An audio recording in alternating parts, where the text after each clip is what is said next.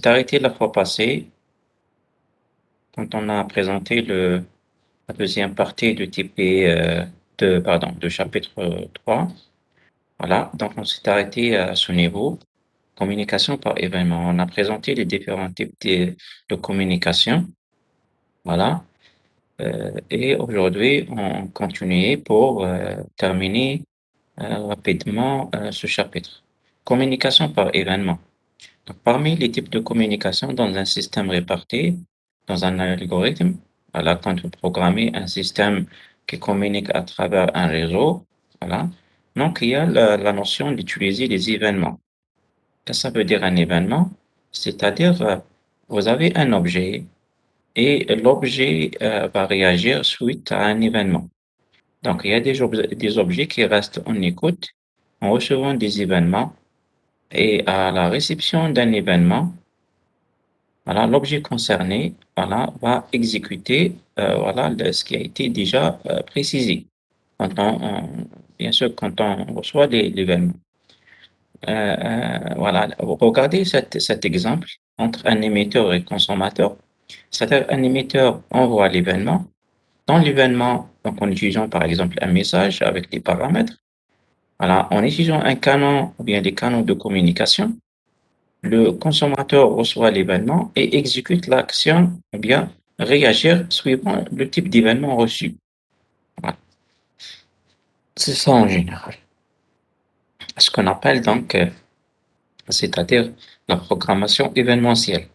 Événementielle, c'est-à-dire un exemple simple, voilà, cliquer sur la souris, dès qu'on clique sur un bouton, voilà, automatiquement, un objet sera exécuté directement suite à à ce clic.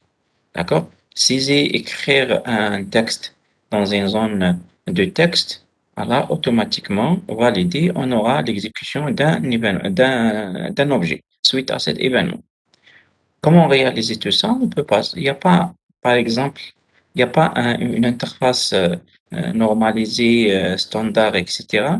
Mais dans les systèmes répartis, on peut, c'est-à-dire réaliser la communication par événement en respectant les étapes suivantes. Voilà. Par exemple, il y a un sujet ou deux sujets, voilà, ou bien plus, voilà, un objet, plusieurs objets, etc. Un client et un serveur, si vous voulez, si on est dans l'architecture client-serveur, entre plusieurs clients, si on est par exemple dans l'architecture peer-to-peer, voilà, on commence par la notion d'abonnement. Abonnement, c'est-à-dire, il y a un objet qui exécute, par exemple, un processus et l'objet doit publier, euh, c'est-à-dire ce processus. Et les autres qui veulent, par exemple, communiquer avec ce processus ou bien exécuter ce processus qui a été publié par l'objet X, voilà, doivent bien sûr s'abonner à c'est-à-dire à cette communication. Donc, on commence par l'abonnement. Contrairement à l'abonnement, on peut faire un désabonnement à n'importe quel moment, c'est-à-dire on peut se retirer. Et comme troisième étape, il faut faire ce qu'on appelle l'association. Associer le sujet 1, c'est-à-dire ce qu'on appelle c'est-à-dire comment on va réagir, euh, c'est-à-dire le sujet concerné, bien l'objet concerné quand l'événement est déclenché. Donc il faut associer, c'est-à-dire la procédure qu'on doit exécuter, voilà, quand l'événement est déclenché et avec quels paramètres. Donc il faut que même celui qui abonne à cet événement donc doit savoir quels sont les paramètres nécessaires. Donc, on doit envoyer un message avec les paramètres et de l'autre côté, l'objet concerné, quand il reçoit l'événement, exécute bien sûr l'action, bien le processus en utilisant des paramètres qui ont été, les valeurs des paramètres qui ont été envoyés par le sujet avant. On peut faire, contrairement à l'association, on peut faire une opération, euh, c'est-à-dire qui permet de dissocier le sujet, c'est-à-dire pour se retirer, des déclarations de type d'événement, ce qu'on appelle maintenant le la publication. Donc il faut publier le sujet et les attributs, c'est-à-dire pour que les autres utilisateurs peuvent exécuter l'événement en utilisant bien sûr les paramètres demandés et créer l'événement côté objet qui va exécuter l'événement. Voilà, pardon, qui lance l'événement et envoyer l'événement en utilisant le support de communication.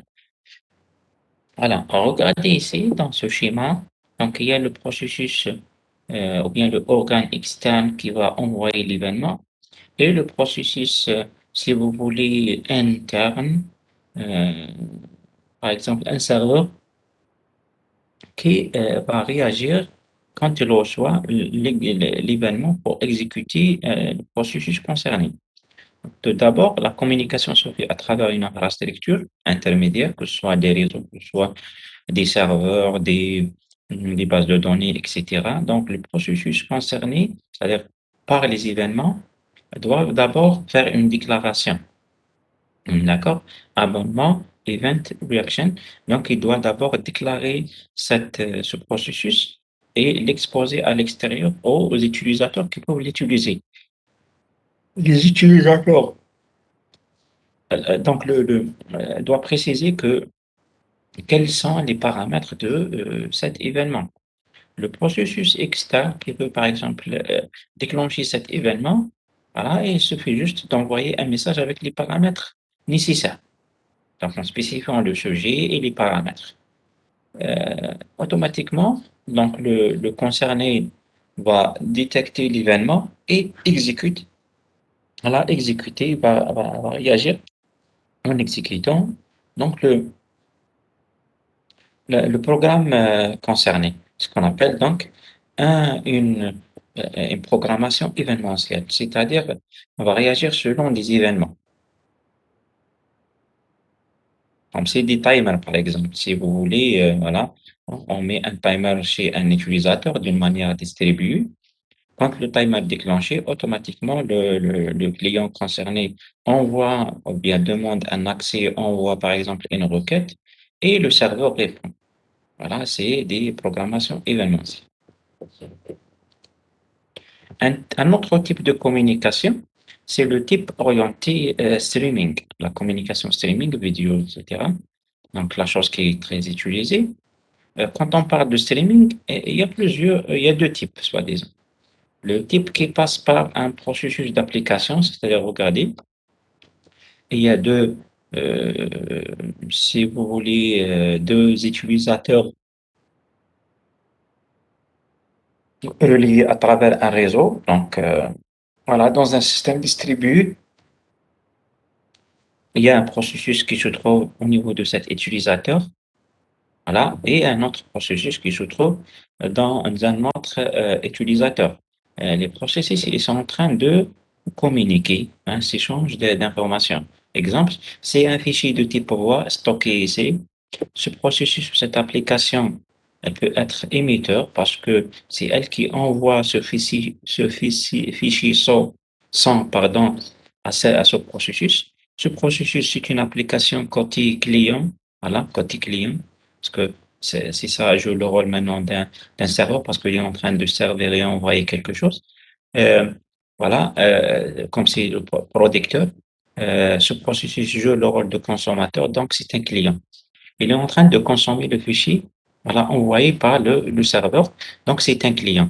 À travers une application, l'application envoie le fichier directement au périphérique qui permet de lire le fichier, par exemple, voilà ce périphérique qui permet de lire le fichier son, voilà, en passant par des applications. Autre chose, un autre type de communication, comme les caméras, les vidéos directement, qui est une communication directe entre deux périphériques. Le premier périphérique, hein, le caméra, voilà, communique, utilise le système d'exploitation après le réseau. Et de l'autre côté, il y a un terminal qui permet d'afficher, voilà, les vidéos qui sont en train d'enregistrer par ce caméra.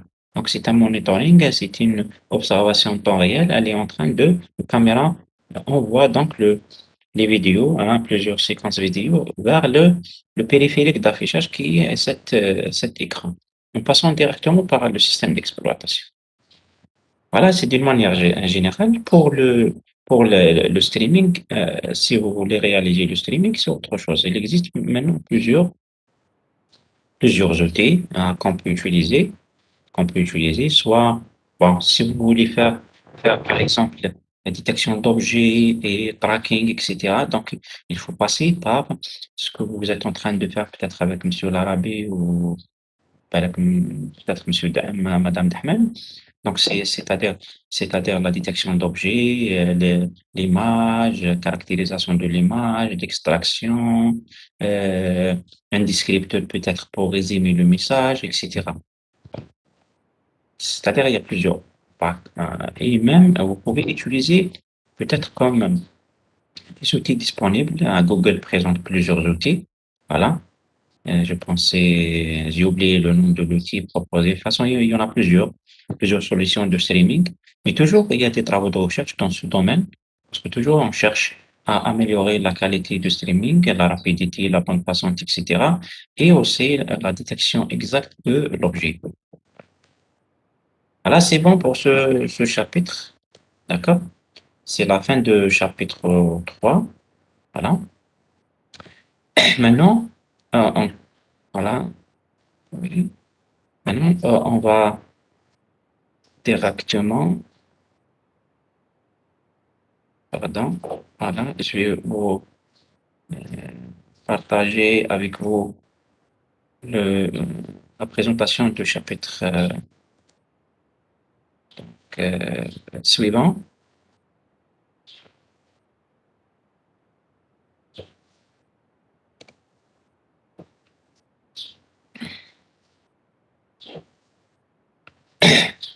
Voilà, le chapitre 4. Chapitre 4. Le chapitre 4, bien sûr, c'est un résumé présente soi-disant un régime, mais en général, c'est présente les solutions algorithmiques pour les systèmes répartis. Ce qu'on a présenté comme par exemple au début, l'introduction au système réparti, les architectes au système réparti, les types de communication dans les systèmes répartis, utilisent tous c'est-à-dire ces mécanismes est basé sur les algorithmes répartis. C'est-à-dire, il n'y a pas un algorithme réparti, alors on ne peut pas réaliser une communication dans une architecture, bien sûr, distribuée. Voilà. Le système réparti en lui-même, ou bien l'algorithme réparti en lui-même, c'est un grand module. D'accord? C'est un grand module. Nous, ce qu'on va faire ici, c'est juste, donc, on va exposer, je vais vous donner une notion, donc une idée globale sur l'algorithme réparti, et on va choisir un type bien précis de l'algorithme réparti, et on va la présenter. D'accord? Donc, ce qu'on va présenter ici, c'est le type c'est-à-dire accord et coordination. Vous avez plusieurs utilisateurs reliés à travers un réseau. Quand on dit toujours, faites très attention, quand on dit utilisateurs, pas forcément c'est des utilisateurs physiques. Ils peuvent être des processus, des programmes répartis qui communiquent entre eux. D'accord?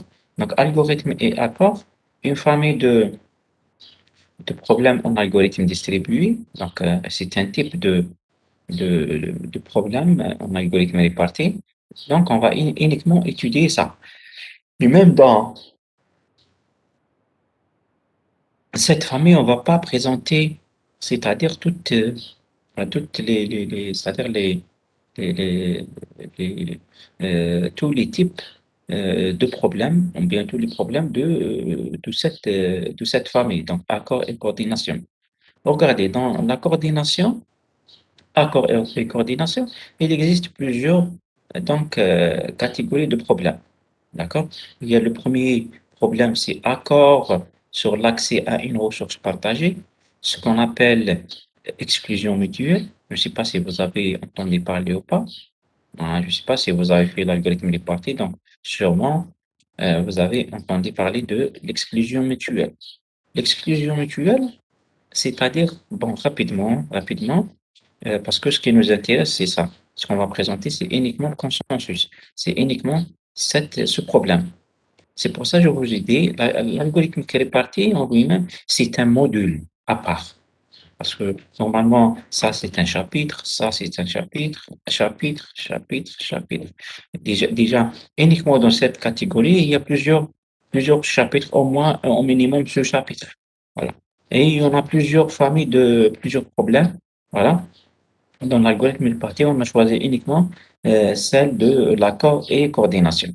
Donc, en ce qui concerne l'exclusion mutuelle en système réparti, c'est-à-dire vous avez une ressource et dans cette ressource, donc, il y a un accès concurrentiel à cette ressource. Plusieurs utilisateurs demandent cette ressource en même temps. Et cette ressource peut servir un nombre limité des utilisateurs à l'instant T. D'accord? C'est-à-dire que on peut se dire peut-être imprimante. Imprimante, donc l'imprimante peut uniquement donc répondre à un seul, c'est-à-dire euh, peut exécuter une seule demande à la fois. Donc, mais normalement, il y en a plusieurs. Plusieurs utilisateurs demandent l'utilisation de l'imprimante. D'accord? Il y a une seule ressource et tout le monde veut l'utiliser. Mais cette ressource peut être utilisée par un ou bien un nombre limité des utilisateurs. Donc, ce qu'on appelle une exclusion mutuelle. Voilà, vous avez une ressource, les demandes sont, c'est-à-dire les utilisateurs peuvent demander en même temps cette ressource, mais cette ressource peut être, c'est-à-dire à la fois donner uniquement à un utilisateur ou bien un nombre limité des utilisateurs. Donc, ce qu'on appelle une exclusion mutuelle. Donc, il nous faut des algorithmes qui permettent de gérer ces accès. Il y en a la diffusion atomique, il y en a l'élection d'un maître. Hein. Si vous avez un algorithme, donc une solution, et vous voulez par exemple qu'un utilisateur, vous voulez euh, élire, par exemple, un chef parmi les N utilisateurs. Donc ça, c'est un problème. Donc il faut toute une coordination, une solution qui permet à la fin de sélectionner un processus maître. Un consensus. Un consensus, vous avez par exemple ce qu'on va présenter. Vous avez un problème et vous voulez par exemple choisir une solution pour ce problème. Pardon, pour ce problème. Vous avez un problème et vous voulez choisir une solution pour ce problème. Donc il y a plusieurs utilisateurs qui peuvent participer. D'accord, qui peut participer. Chacun peut être proposé une solution, mais à la fin, vous devez, c'est-à-dire choisir une seule solution.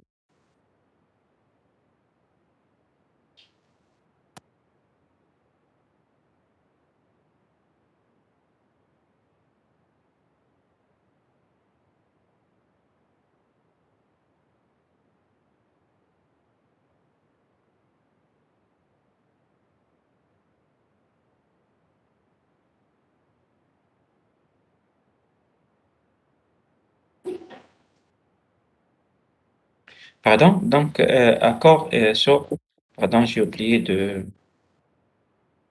on n'avait pas, voilà, pardon. Euh, voilà, donc ce qui nous intéresse, c'est un consensus. Donc, un consensus, c'est deux, c'est-à-dire collaborer pour proposer une seule solution à un problème. Donc, il faut se mettre d'accord, voilà, et choisir une seule solution à un problème. Voilà. On a aussi un accord dans un autre problème, c'est la transaction pour les systèmes distribués. Mais ce qu'on va présenter ici, c'est le consensus. Donc, ce qu'on va présenter, c'est ça, généralité sur le consensus, c'est les conditions de validation, les consensus dans différents environnements, sans faute, synchrone, asynchrone, etc. Donc, on va voir tout ça. Donc, c'est quoi le principe de consensus? Donc, c'est-à-dire, vous avez des processus, les processus doivent se mettre d'accord sur une valeur commune, c'est ça. Quelles sont il y a deux étapes importantes. Chaque processus fait une mesure ou un calcul local, hein, ce qu'on appelle une valeur locale, qui est proposée à tous les autres consensus. Les processus à partir de toutes les valeurs proposées doivent se décider sur une valeur unique commune. C'est ça. Tout le monde propose, mais à la fin, voilà, tout le monde, voilà, à partir des valeurs proposées, doivent bien sûr se décider, voilà, sur une valeur unique, voilà, commune. Dans ce genre de processus, soit un processus initié, c'est-à-dire le consensus, soit le consensus est lancé, c'est-à-dire à des instants prédéterminés. C'est ça. Donc, soit il y a un utilisateur bien précis qui va déclencher ce mécanisme, ou bien le mécanisme se lance automatiquement, périodiquement. Donc, regardez, vous avez un ensemble de processus P, P1 jusqu'à Pn, reliés par des canaux de communication, c'est-à-dire des réseaux. Initialement, chaque processus PE propose une valeur VE et à la terminaison, c'est-à-dire à la fin de l'algorithme, voilà, les processus PE se mettent d'accord sur une valeur commune, DI. Voilà. Quelles sont les conditions de validité d'une solution de processus d'un algorithme consensus? D'un algorithme de consensus, quelles sont les conditions de sa validité? Premièrement, l'accord, c'est-à-dire la valeur décidée est la même pour tous les processus. Voilà, correct. C'est-à-dire il faut que la valeur choisie à la fin soit, voilà, la même valeur. Si un ensemble d'utilisateurs choisit une valeur et un autre ensemble choisit une autre valeur, donc c'est-à-dire le consensus n'est pas, c'est-à-dire valide. La validité, c'est-à-dire la valeur choisie par un consensus est une valeur proposée parmi l'ensemble des processus. C'est-à-dire la valeur que vous avez choisie doit être une valeur parmi les valeurs proposées. C'est-à-dire, on est cinq utilisateurs. Le premier a proposé la valeur 1, deuxième 2, troisième la valeur 3, quatrième la valeur 4, cinquième la valeur 5. Et à la fin, on a choisi bien sûr le 4. Donc c'est valide parce que le 4, c'est parmi les valeurs proposées. Si on a choisi 6, 6, maintenant, le processus est faux.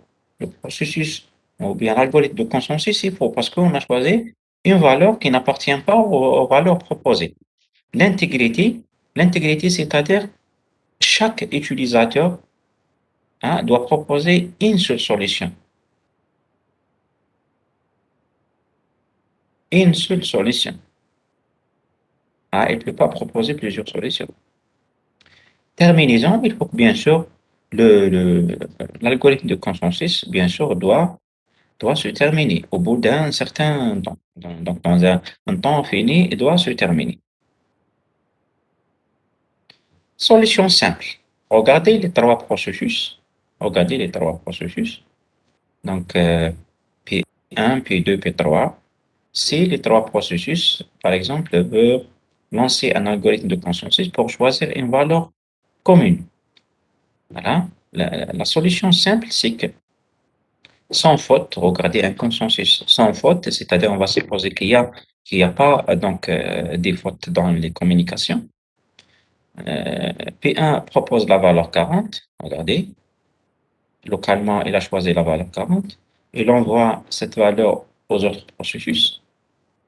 Euh, la même chose, P2 a choisi la valeur 50 localement, il envoie sa valeur aux deux autres processus P1, P3. P3 va faire la même chose, il va choisir la valeur 60, voilà, il envoie cette valeur aux trois autres processus. Et à la fin, qu'est-ce qu'on va faire?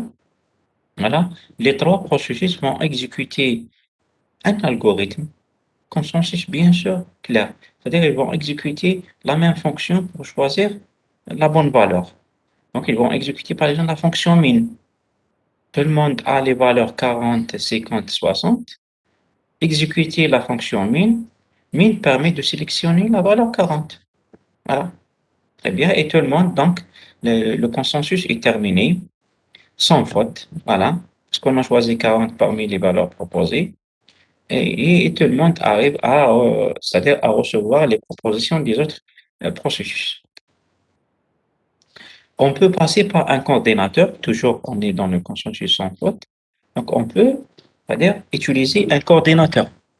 Mais on est dans l'architecture, dans ce cas, l'architecture centralisée, si vous voulez, client-serveur, c'est-à-dire un coordinateur. Le coordinateur reçoit les propositions de tous les processus et à la fin exécute une fonction, par exemple, min ou max. Dans ce cas, c'est max, donc il va choisir 60. Et après, il diffuse la valeur sélectionnée aux différents processus. Donc, toujours un consensus est réalisé dans les deux cas. Un consensus, par exemple, synchrone avec panne franche, hein, hypothèse. cette, euh, cette solution utilise une hypothèse, hein, c'est communication fiable. Il suppose que la communication entre les processus est fiable. Donc, pas de perte et pas de duplication de message. Donc, peut déterminer si un processus n'a pas répondu, c'est-à-dire s'il est planté ou autre chose. C'est-à-dire on peut détecter automatiquement, parce qu'on suppose que les canaux sont fiables, pas de duplication. Donc, si un processus tombe en panne, les autres processus peuvent détecter que ce processus est en panne. On commence par le premier cas. Le premier cas, c'est le processus PA plante avant l'envoi de sa valeur à P2 et P3. Regardez, donc toujours le même exemple. Donc P2 choisit 50, diffuse 50 aux deux autres. P3 a choisi la valeur 60 et diffuse cette valeur aux autres. Voilà. Mais P2 détecte que P1 est en panne, P3 détecte que P1 est en panne parce que P2 et P3 n'ont pas reçu la proposition de P1. Voilà. D'accord? Parce qu'il n'a pas envoyé sa valeur. Donc, c'est clair. Il exécute la valeur min. P3 et P2 vont choisir le min entre 50 et 60. Ils vont bien sûr sélectionner la bonne valeur qui est 50. Deuxième cas, P1 plante, mais pendant l'envoi de sa valeur. Et un seul processus reçoit la valeur de P1. Voilà. Voilà, c'est-à-dire P1 a envoyé sa valeur 40, et après l'envoi de 40, le processus PA se plante. Et parmi les deux autres processus P2 et P3, il y a un seul processus qui a reçu la valeur de P1. Voilà. Donc, on va utiliser ici, c'est utiliser la diffusion fiable. Donc, tous les processus recevront exactement les mêmes valeurs et pourront appliquer la même fonction de choix qui, bien sûr, bien sûr, permettra à la fin de choisir euh, la même valeur. La même valeur. Voilà. C'est-à-dire, qu'est-ce que ça veut dire ça? C'est-à-dire, même quand P2, supposons que P2 a reçu 40, car P2 rediffuse 40 à P3. Donc, parmi les algorithmes qui ont essayé de résoudre ce problème, c'est l'algorithme FPL, FLP, pardon, voilà, ont montré, bien sûr, que dans un système asynchrone, même avec un seul processus fautif, il est impossible d'assurer qu'on, c'est-à-dire qu'on peut arriver à un consensus. Arriver à un consensus.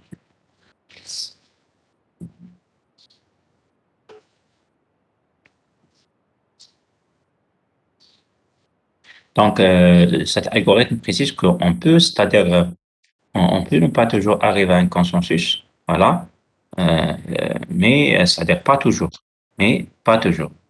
D'accord?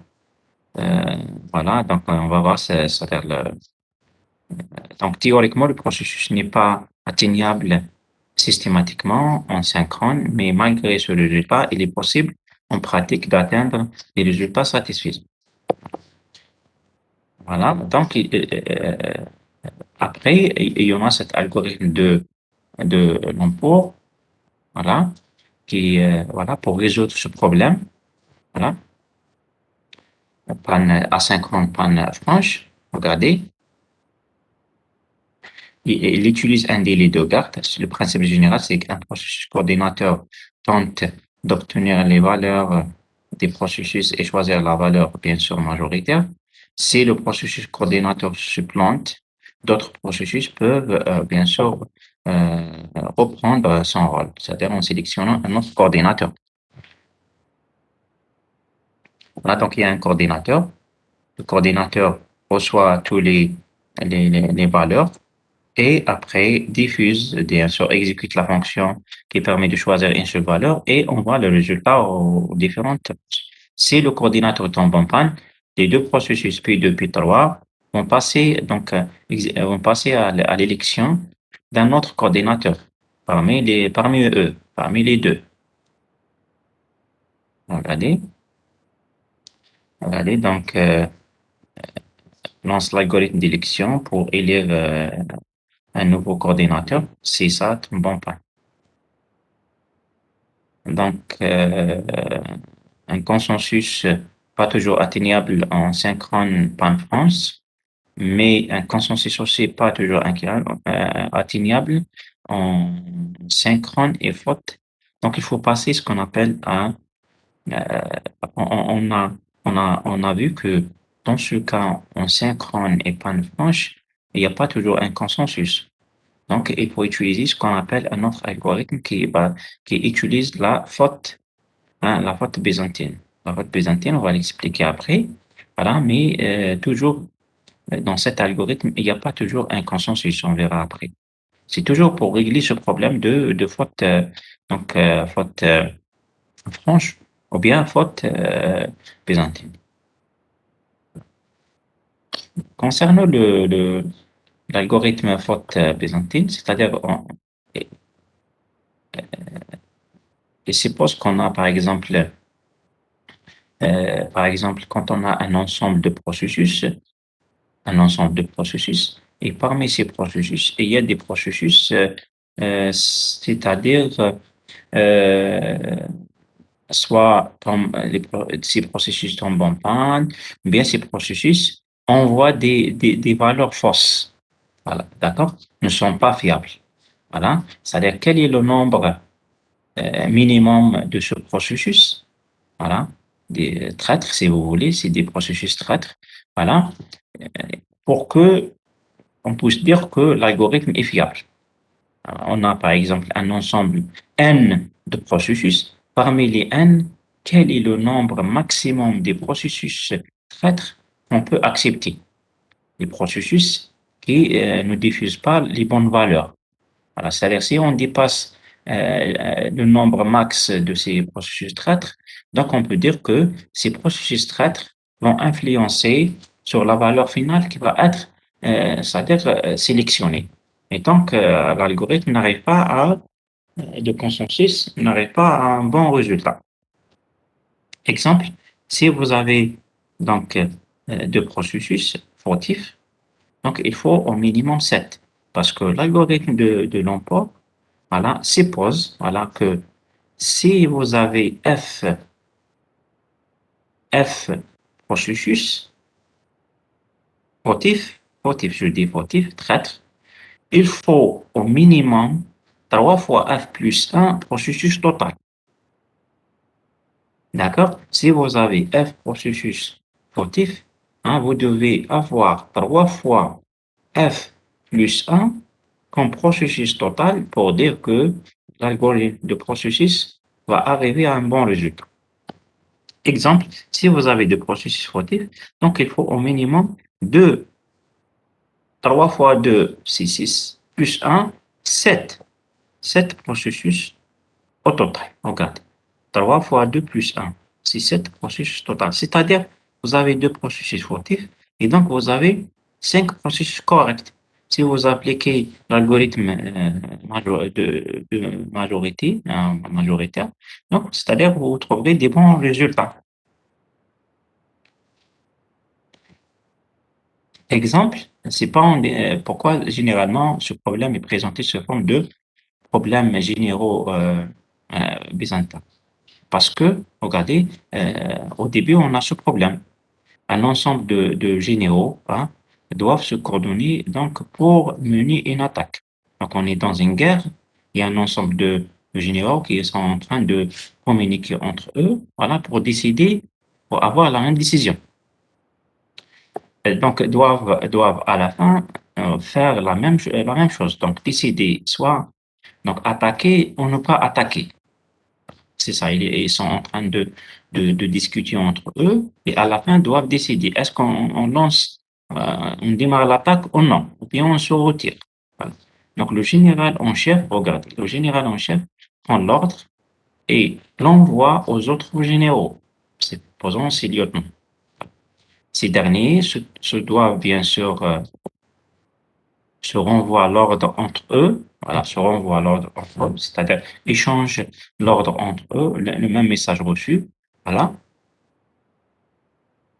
pour assurer, voilà, qu'il est bien reçu c'est-à-dire, et le bon message, pour assurer que le bon message est bien reçu.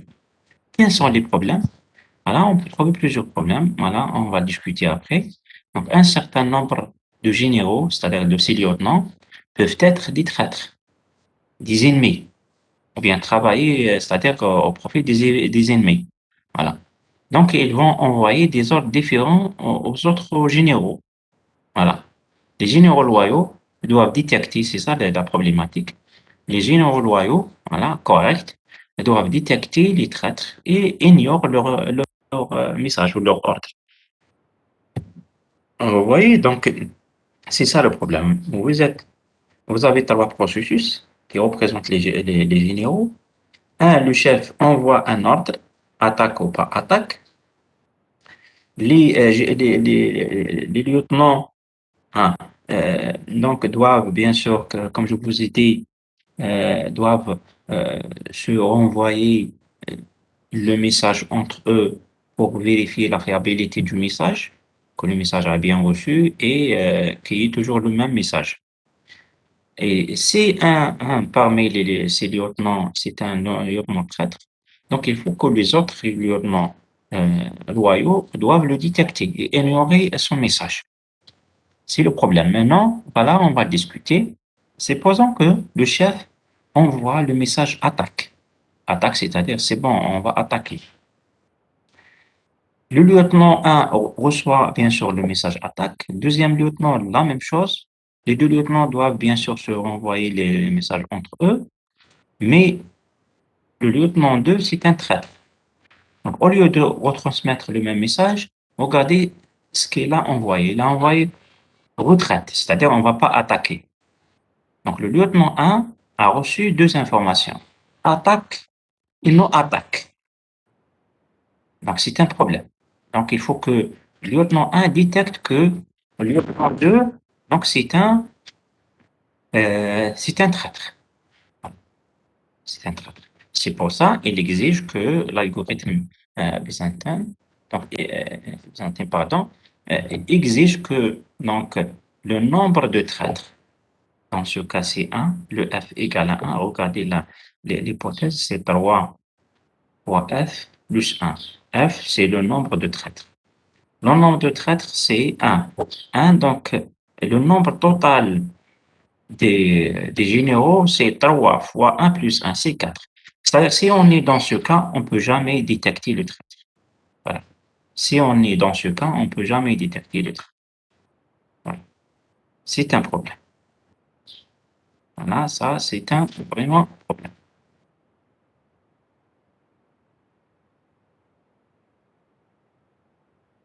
Regardez, ici, c'est le lieutenant qui joue le rôle de traître. Ici, le chef qui joue le rôle de traître, il a envoyé deux informations différentes à ses lieutenants. Retraite et attaque. Donc, il faut, donc, avec un troisième lieutenant, voilà, euh, voilà, c'est quatre généraux au total. Voilà, le lieutenant 1, voilà, peut bien sûr détecter celui qui est en train de jouer le rôle de traître. Voilà, on va ajouter le troisième pour respecter l'hypothèse de 3 fois f plus 1. Il y a un seul traître, Donc, le nombre total des généraux doit être 3 fois 1 plus 1, c'est 4. 1, 2, 3, 4. Dans ce cas, on peut détecter. Regardez, le chef envoie le message attaque à tout le monde. Regardez. 1, 2, 3. Voilà. Les trois autres vont échanger. Attends, je suis en train de- on peut avoir deux. On peut avoir deux traîtres. Mais toujours, s'il y a deux traîtres, il faut toujours appliquer l'hypothèse. C'est 3 fois 2 plus 1 pour détecter les traîtres. D'accord? Si on a deux traîtres et on a uniquement quatre lieutenants, on ne peut pas détecter les quatre généraux, on ne peut pas détecter les traîtres. Donc, il nous faut au minimum 3 fois 2, voilà, plus 1, qui est 7. Très bien. C'est ça l'hypothèse. Voilà, donc le lieutenant A, il a reçu attaque, il diffuse attaque à tout le monde, à 2 et à 3. Troisième, la même chose, il a reçu attaque, il envoie attaque à 2 en rouge, regardez le lien rouge, et envoie attaque au lieutenant A. Ce traître, lieutenant deuxième, il envoie le contraire, retraite, retraite à lieutenant 1 et envoie retraite à lieutenant 3. Donc les deux, 3 et 1 peuvent détecter parce que regardez, ils vont utiliser la valeur majoritaire, ils ont reçu deux attaques et un retraite. Donc ils vont choisir attaque. Voilà. La même chose, le lieutenant 3, il a reçu attaque de chef et l'attaque de lieutenant 1 et retraite de deuxième lieutenant, donc il va choisir attaque. Donc lieutenant 2, lieutenant 3 et 1 vont choisir attaque. Attaque et donc ils peuvent lancer d'autres processus pour détecter ils vont détecter que lieutenant 2 c'est un traître. D'accord? Donc au minimum, regardez, c'est le nombre total, c'est toujours doit être supérieur ou égal à 3 fois m plus 1, d'une manière générale. Quand on parle des processus, hein, le nombre, donc n, c'est le nombre total, et m, les processus non fiables. Donc, il nous faut comme un nombre total n supérieur ou égal à 3 fois m, le nombre de processus non fiables, plus 1.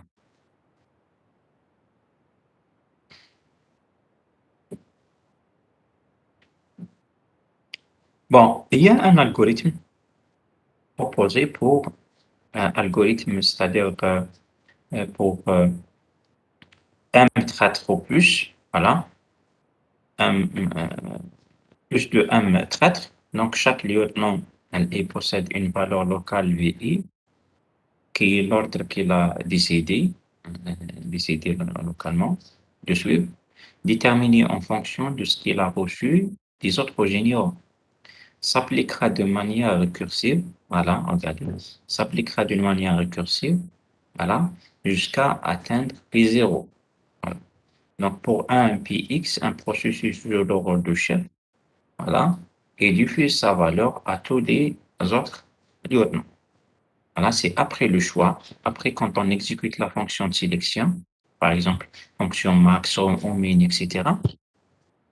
Donc, le processus P, à la X, il va jouer le rôle de maître et diffuse sa valeur à tous les autres sauf celui, voilà, depuis lequel il a reçu le premier message, c'est-à-dire le chef. Voilà, peut-être il y a un exemple ici. Attends. Donc, il y a plusieurs discussions. Voilà, P0 jusqu'à P1. Voilà, je voudrais, voilà l'exemple, regardez. Regardez le chef. Le chef a envoyé donc la valeur aux différents lieutenants. Regardez. Chaque lieutenant, bien sûr, choisit sa valeur. OK, choisit sa valeur. Et après, qu'est-ce qu'il va faire? Ce lieutenant, bien sûr, joue le rôle du chef et envoie sa valeur à tous les autres lieutenants, sauf le chef, bien sûr, sauf le chef.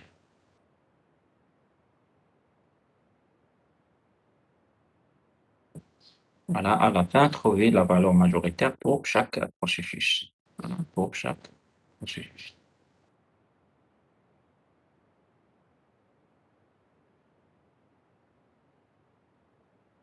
Voilà, regardez.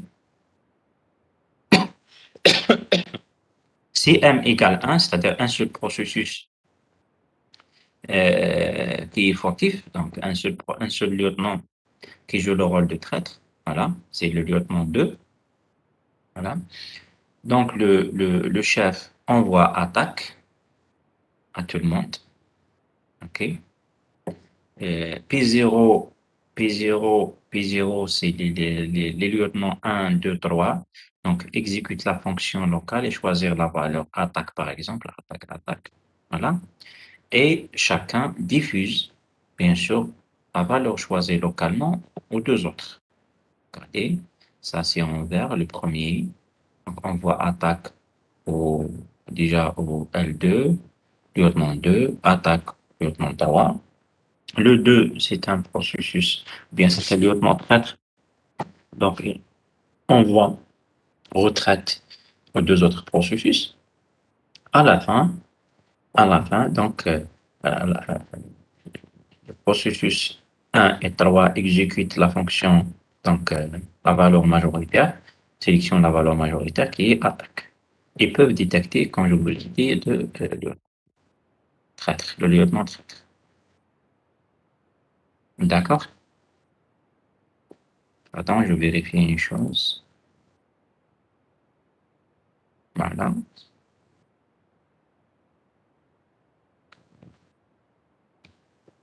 Alors, c'est bon? C'est clair pour l'instant? Donc, juste, il y a des solutions basées sur une hypothèse. Une solution basée sur une hypothèse parce qu'on est dans un système distribué. Pour choisir, pour arriver à un consensus, il nous faut bien sûr des hypothèses. Soit on suppose que la communication est fiable, il n'y a pas de perte, il n'y a pas de duplication, il n'y a pas de panne. Et dans ce cas, on est dans la situation idéale. Donc, automatiquement, on va choisir la bonne valeur de consensus. Si on suppose que l'environnement n'est pas fiable, donc il y a des traîtres, il y a des messages qui peuvent être perdus, il y a des processus qui peuvent être, par exemple, peuvent se tomber en panne. Donc, si on est dans cette situation, il nous faut des hypothèses. Dans le cas de traître, regardez, c'est l'algorithme byzantin.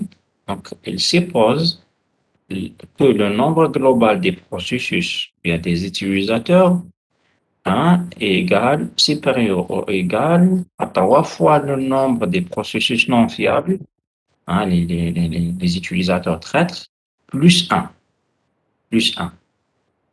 Donc, si vous avez, comme je vous ai dit, deux traîtres, deux traîtres, si vous supposez qu'il y a deux traîtres au niveau du réseau, donc il faut voir au minimum 7 processus. 3 fois 2 plus 1, c'est égal à 7. S'il y a 3 traîtres, donc vous devez avoir minimum 3 fois 3 plus 1, donc c'est 10. 9 plus 1, 10. 10 utilisateurs ou bien 10 processus pour détecter les processus non fiables et arriver à sélectionner, arriver à un consensus correct. Voilà, c'est ça. Donc, je vous ai expliqué l'essentiel, hein, de ce chapitre. Voilà. Parce que voilà, c'est un résumé, vous pouvez le lire après, ce qu'on a dit déjà.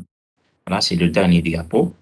Je vous ai expliqué, je ne voulais pas c'est-à-dire vous donner un détail en plus, mais je vous ai expliqué le minimum, c'est-à-dire nécessaire, le minimum que vous aurez besoin pour, c'est-à-dire réaliser le dernier TP, les algorithmes, et voilà, un minimum pour comprendre ce principe de consensus pour les algorithmiques répartis et pour se préparer à l'examen. C'est ça. D'accord? Donc, si on a terminé le programme, donc si vous avez des questions, pour répondre à vos questions, j'ai pensé qu'on aura besoin, c'est-à-dire, donc, il nous reste quand même la semaine prochaine, c'est ça, une séance la semaine prochaine. Donc, c'est à vous de voir. Si vous voulez peut-être euh, quand même, c'est-à-dire, on fait une séance la semaine prochaine, ça sera une séance de discussion et révision. Et si vous voulez que c'est bon, tout va bien, donc c'est bon, on termine aujourd'hui et on se verra, c'est-à-dire le jour de l'examen, Inch'Allah. Donc, c'est à votre devoir. Si vous avez des questions, que ce soit par rapport à ce chapitre, par rapport au chapitre euh, euh, précédent, donc je suis à votre disposition pour répondre à vos questions. D'accord? Donc, j'ai quand même expliqué rapidement, mais rapidement, pour vous donner uniquement l'essentiel et pour ne pas vous encombrer avec des choses, c'est-à-dire en plus.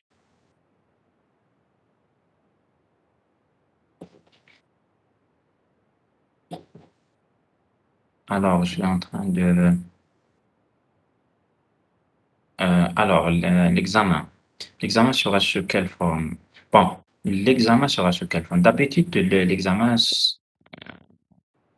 se fait sous forme de questionnaire. Voilà, question à choix multiples. Cette année, je suis pas, c'est pas encore décidé, mais forcément, fort possible, hein. Donc, 90%, ça sera comme d'habitude. Donc, c'est continu. D'accord? J'ai pas encore préparé l'examen, mais j'espère que ça sera la même chose, comme les années précédentes. Est-ce que vous avez réalisé les TP? Donc, j'ai rencontré la fois passée l'assistante TP. Elle m'a dit que normalement, donc vous n'avez pas, je pense, fait le TP samedi passé, mais vous allez faire quand même, je pense, euh, des séances de rattrapage, c'est ça?